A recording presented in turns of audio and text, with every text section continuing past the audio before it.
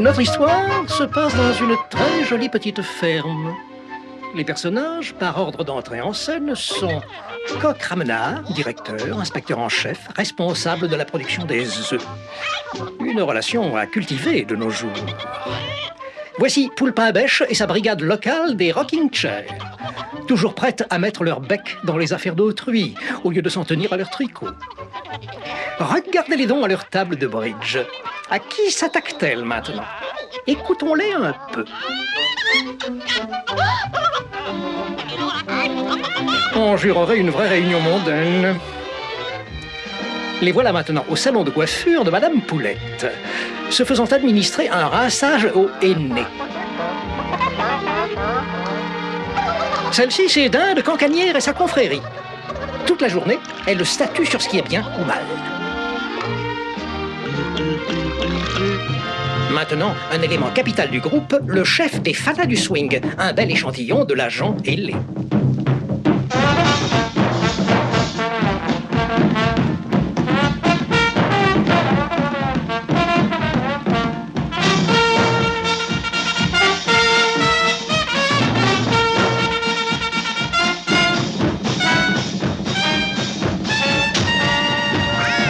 Et voici Coin Minet et Canard Vénard, et tous les joyeux canards, de drôles de drilles. Toujours là quand il y a quelque chose à boire. Enfin, le dernier et non le moindre, voici Poulet Simplet, playboy et grand champion de yo-yo. Un tout petit peu niais, mais déjà digne rejetant de poulet, après tout. Au moment où l'action se passe, tout ce petit monde à plumes est joyeux et heureux de vivre. Pourquoi ne le serait-il pas? Bien à l'abri derrière une bonne et grande clôture. Oh, minute, qui va là? Oh, c'est Renard Vantard, la terreur des poulaillers. Oh, il porte beaucoup d'intérêt à notre petite communauté. Un intérêt d'ordre culinaire. D'un seau, il pourrait aller se servir. Qu'est-ce qui l'en empêche? La haute clôture? Les portes verrouillées? Ou alors le fusil du fermier? Tu as plus d'un tour dans ton sac, vieux renard, et il y a mille et une façons de voler un poulet. Psychologie! Pourquoi se contenter d'un seul si on peut en avoir plus, n'est-ce pas?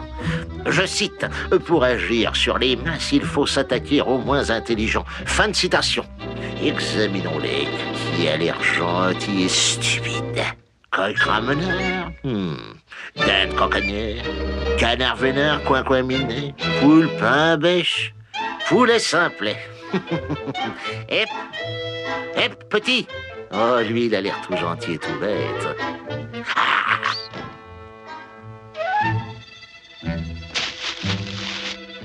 Je cite. Quitte à mentir, ne vous contentez pas d'un petit mensonge, faites-en un grand. Fin de citation.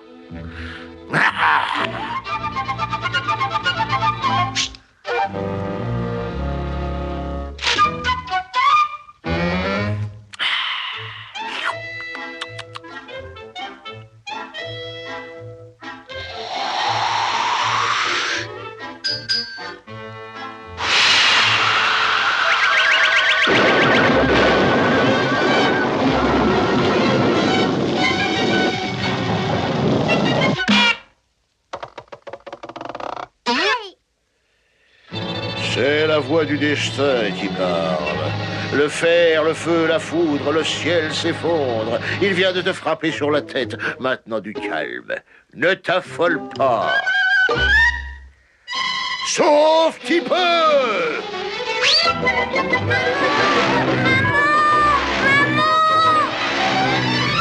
Le ciel est tombé! Maman, le ciel est tombé sur moi! Le ciel nous tombe sur la tête! Aidez-moi! Le ciel nous tombe sur la tête! Voilà ce qui s'est passé, vous savez, c'est arrivé comme une trombe en non-éclair! Oh mon Dieu, quelle horreur! Mais qu'allons-nous faire? Nous allons tous mourir! Voyons, quel est donc ce refus? Tout ce bruit et ces plumes! Il est arrivé une chose terrible! Un bout de ciel m'est tombé sur la tête! Oh, un bout de ciel? Quelle absurdité! Ce n'est qu'un morceau de bois! Je crois que ton heure est arrivée, monsieur Renard Vantard. Allons donc, rompez, bonnes gens. Au travail, que tout rentre dans l'ordre.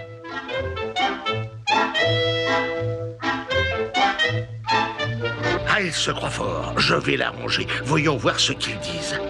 Nous y voilà. Je cite. Il nous faut ébranler la foi des masses en commençant par leur chef. Voyons, je suppose que quand Ramnar sait de quoi il parle. Oh oui, tout au moins, il devrait le savoir. Ah, mais enfin, mes amis, imaginez qu'il est tort. Il n'est pas infaillible et si parfois il se trompait, nous serions tous tués.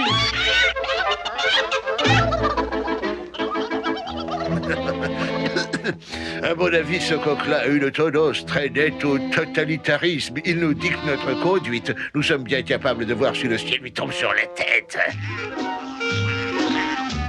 Oh, dites donc, j'apprends qu'un coq ramoneur a picolé ferme. Oh, il a perdu la boule. Son cerveau est ravaillé. Oh, oh, et c'est parti, la calomnie fait son chemin. Vous savez quoi? Il paraît que ce pauvre coq Ragnar aurait perdu la boussole. N'est-ce pas terrible? Épouvantable, ma chère. Oh, c'est incroyable. Saviez-vous, ce n'est qu'un vulgaire pourreur. Vous ne pouvez pas dire, mais... Oh oui, il n'y a rien de pire qu'un vieux gâteux. Il est fini. Il n'a plus ses esprits. Il n'est plus le coq de la basse-cour. Quoi?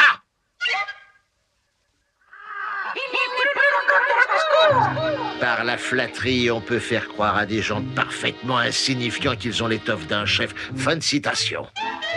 Ton heure de gloire est arrivée, petit, écoute-moi bien. Tu es né pour être un chef. À toi de jouer. Écoutez-moi bien, vous tous, je suis un vrai chef. Vous avez raison, je vais vous dire ce qu'il faut faire. Ne le croyez pas, abruti. Le ciel ne tombe pas. Et moi, je dis oui. Et moi, je dis que non. J'ai raison. Alors, si l'on admet que Poulet simple dit vrai, pourquoi le ciel ne me tombe-t-il pas sur la tête de... Mais que faire? Mais tu dois faire quelque chose pour nous. À la cave. Ah oui, oui, c'est ça. Allons à la cave. À la cave. Oui, à la cave.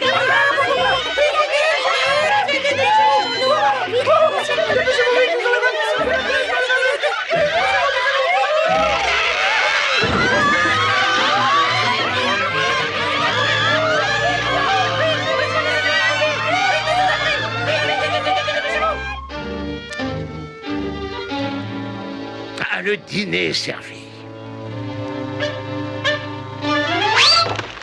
Ne vous inquiétez pas, les amis, tout va bien se terminer. Oh, c'est délicieux. Oh non, ce n'est pas du tout comme ça dans mon livre. Ah ouais? Il faut pas croire tout ce que disent les livres, mon ami.